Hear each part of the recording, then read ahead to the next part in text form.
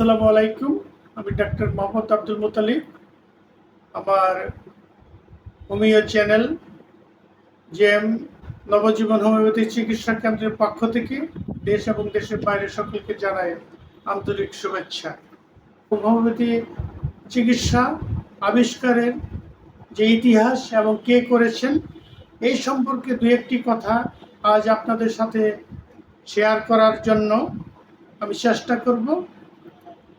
তো হোমিওপ্যাথি চিকিৎসার আবিষ্কারের ইতিহাস যদি আমরা জানতে চাই তাহলে আমরা দেখতে পাই ডক্টর স্যামুয়েল হ্যানিম্যান 1755 সাল থেকে 1843 সাল পর্যন্ত তিনি জার্মান দেশের একজন প্রখ্যাত অ্যালোপ্যাথিক চিকিৎসক এবং রসায়নবিদ ছিলেন।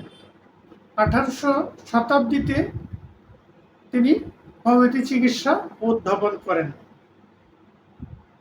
এর পিছনে যদি আমরা লক্ষ্য করি তাহলে দেখতে পাই যে 1800 শতাব্দীর সালে ডক্টর স্যামুয়েল হ্যানিম্যান হোমিওপ্যাথি চিকিৎসা আবিষ্কারের সময় বা পূর্বে তিনি লক্ষ্য করতেছিলেন অ্যালোপ্যাথিক চিকিৎসা দেওয়ার পরে একই রোগ বারবার ফিরে আসে, রক্তক্ষরণ হয়, বিষাক্ত ঔষধের প্রয়োগের ফলে রোগীর মৃত্যু হয়। তো এ থেকে রক্ষা পাওয়ার জন্য তিনি অ্যালোপ্যাথিক চিকিৎসা পরিত্যাগ করে দীর্ঘ 12 বছর সাধনা পরীক্ষা নিরীক্ষার পর 1800 শতাব্দীতে ডক্টর স্যামুয়েল হ্যানিম্যান হোমিও চিকিৎসা পদ্ধতি আবিষ্কার করেন। ডক্টর স্যামুয়েল হ্যানিম্যান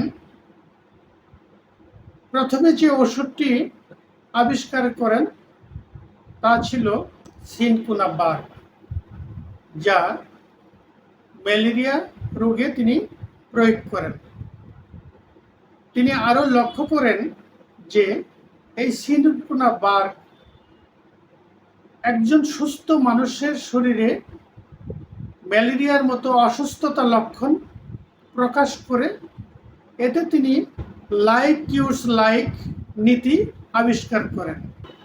আমরা দেখতে পাই যে হোমিওপ্যাথি চিকিৎসা আবিষ্কারের পর পৃথিবীর অন্যান্য দেশের মতো বাংলাদেশেও এখন শতকরা 40 থেকে 45% লোক এই সুলভ মূল্যে সহজে বিনা কষ্টে অতি সহজে হাতের নাগালে এই হোমিওপ্যাথি চিকিৎসা সাদরে গ্রহণ করছেন। তো আজ আমি একজন হোমিওপ্যাথি চিকিৎসক হিসেবে এই মহান ব্যক্তি ডক্টর স্যামুয়েল হ্যানিম্যানের আত্মার মাগফিরাত কামনা করছি এবং দেশ এবং দেশের বাইরে অন্যান্য প্যাথির মতো হোমিওপ্যাথি চিকিৎসা রোগের প্রথমে গ্রহণ করার জন্য সবিনয় অনুরোধ করছি। ফলে শুধু লক্ষণ নয়, রোগের মূল কারণ এবং দেহান্তরে অভ্যন্তর থেকে রোগের সঠিক কারণ এবং সম্পূর্ণরূপে আরোগ্যের প্রতিফলন পাওয়া যাবে। ধন্যবাদ সকলকে এবং আমার চ্যানেলটি যদি পছন্দ হয়, ভালো লাগে, সাবস্ক্রাইব করার জন্য অনুরোধ করছি। আসসালামু আলাইকুম।